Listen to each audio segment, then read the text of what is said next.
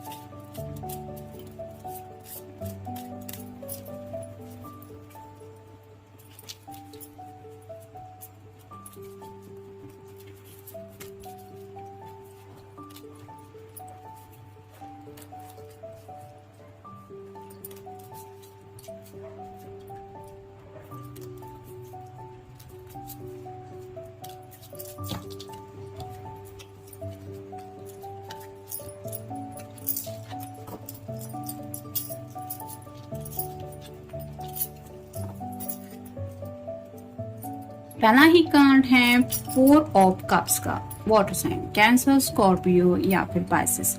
Right now इस person के सामने ऑफर्स तो है, यानी कि हो सकता है शादी को लेके रिश्ते वगैरह घर में देखे जा रहे हैं, लेकिन वो सब रिश्ते ऐसे हैं जो इनके मर्जी के नहीं है, यानी कि उन बातों को, उन ऑफर को आप लव लाइफ को जोड़ नहीं सकते, ऐसे वो रिश्ते हैं।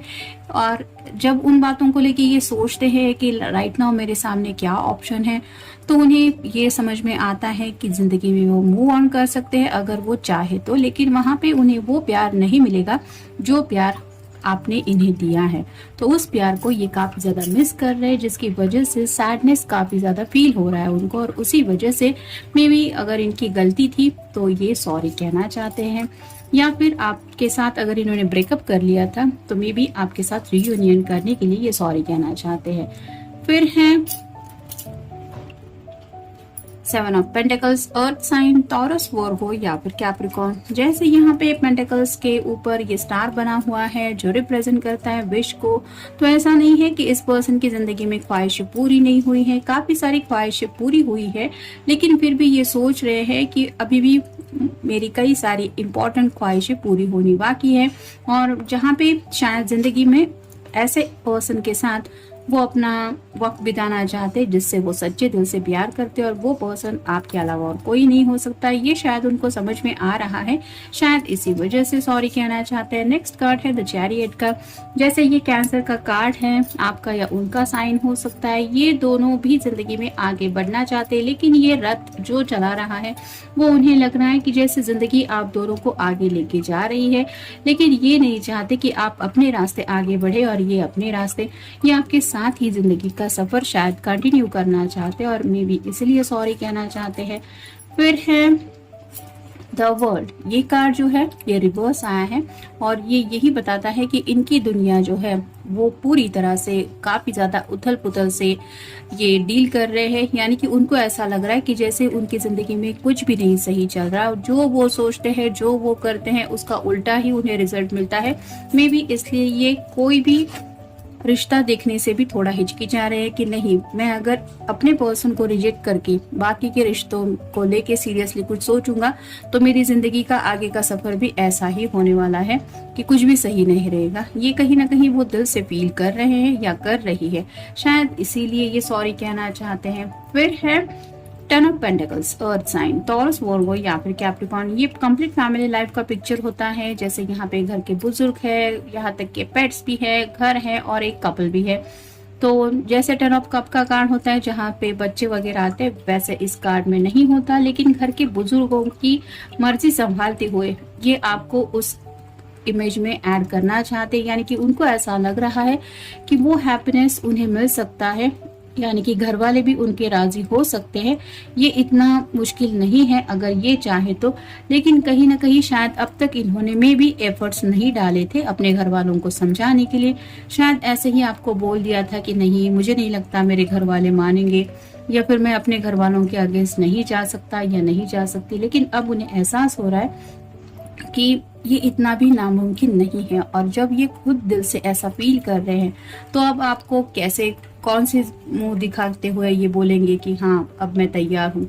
तो शायद इसलिए सॉरी कहना चाहते हैं। फिर है द एम्प्रेस। तो अगर आप कोई फेमिनिन पर्सन है तो आपकी पर्सन को लगता है कि आप इतनी ज्यादा ब्यूटीफुल है और इतनी ज्यादा इंडिपेंडेंट है कि आपको तो जो चाहे वो पर्सन जिंदगी में मिल सकता है, यानी कि आप में वो बात ही है कि हर कोई आपकी तरफ अट्रैक्ट हो सकता है। लेकिन व्हाट अबाउट हिम, यानी कि उनको लगता है कि इतना अच्छा पर्सन मैं अपनी जिंदगी से जाने नहीं दे सकता, जो मुझे सच्चे दिल से प्यार कर रहा था, या फिर जिंदगी में मुझे दोबारा ऐसा ब्यूटीफुल पर्सन भी नहीं मिलने वाला जिसको देख के हर कोई यही चाहेगा कि काश ये मेरे साथ होता या मेरे साथ होती। तो मे बी आपकी उस बात को लेके भी ये काफी ज्यादा सोच रहे हैं, और शायद इसीलिए पछतावा होते हुए शायद आपको सॉरी कहना चाहते, अगर पहले कभी इन्होंने आपका दिल दुखाया है तो। और जिन लोगों का दिल किसी ने भी नहीं दुखाया है उनके लिए ऑब्वियसली ये रीडिंग नहीं है। फिर है व्हील ऑफ फॉर्चून।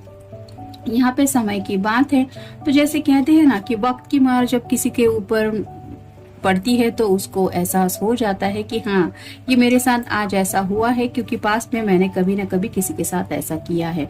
तो शायद राइट नाउ ये जिंदगी में ऐसे दौर से गुजर रहे हैं जहाँ पे उन्हें एहसास हो रहा है कि मैंने वो सब किया है जो शायद इन्हें नहीं करना चाहिए था, और शायद इसीलिए ये सॉरी कहना चाहते हैं। फिर है the end. Everything has to end someday, be prepared, preparation will bring desired result. तो जैसे एंड की बात हो रही है, उन्हें ऐसा लग रहा है कि जैसे उनकी जिंदगी में अब सब कुछ खत्म होने जा रहा है, और ये एंडिंग को नहीं चाहते। यानी कि आपके साथ अगर इन्होंने रिश्ता तोड़ने की भी कोशिश की थी, तो अब उन्हें एहसास हो रहा है कि पूरी तरफ से अगर ये रिश्ता खत्म हो जाएगा, यानी कि अभी भी अगर ये आपके बारे में सोच रहे हैं, तो ये दी एंड इस रिश्ते पे ये नहीं लग देना चाहते, ये टैग। शायद इसलिए सॉरी कहना चाहते हैं। फिर है let's let go of false ego. To test the divinity, let your false ego go. Break that wall of egoism and self-centeredness and test the divine. We all are but one connect, one creation. तो जैसे यहाँ पे false ego की बात आ रही है, वैसे ही शायद आपकी पर्सन को एहसास हो रहा है कि ईगो में आके उन्होंने कुछ आपको ऐसे बोल दिया था, या फिर उनकी ईगो की वजह से इस रिश्ते में प्रॉब्लम आया था, और इसी वजह से अब जब उन्हें एहसास हो रहा है कि वो ईगो तो किसी काम का नहीं है, तो शायद ये सॉरी कहना चाहते हैं। नेक्स्ट है time to relax. Relax, do not hurry, we are watch over and will be look after. तो जैसे यहाँ पे रिलैक्स होने की कोशिश कर रहे हैं, लेकिन ये रिलैक्सेशन उनको नहीं मिल पा रहा। जैसे यहाँ पे पहले ही कार्ड में हमने देखा, ये पेड़ के नीचे बैठा हुआ है, ऐसा भी नहीं है कि कड़ी धूप में है, छांव है, और ये आराम से बैठा हुआ है, लेकिन उसके दिल को बिल्कुल भी सुकून नहीं है, क्योंकि उसका दिल जो है वो इस कप के बारे में सोच रहा है। वैसे ही आपके पर्सन को लगता है कि वो सुकून उन्हें नहीं मिल पाएगा जो शायद ये आपके साथ महसूस करते हैं या महसूस करते थे, शायद इसलिए आपको जाने नहीं देना चाहते। फिर है change to place. Continue the journey of life as it comes, embrace the change, specially change of place.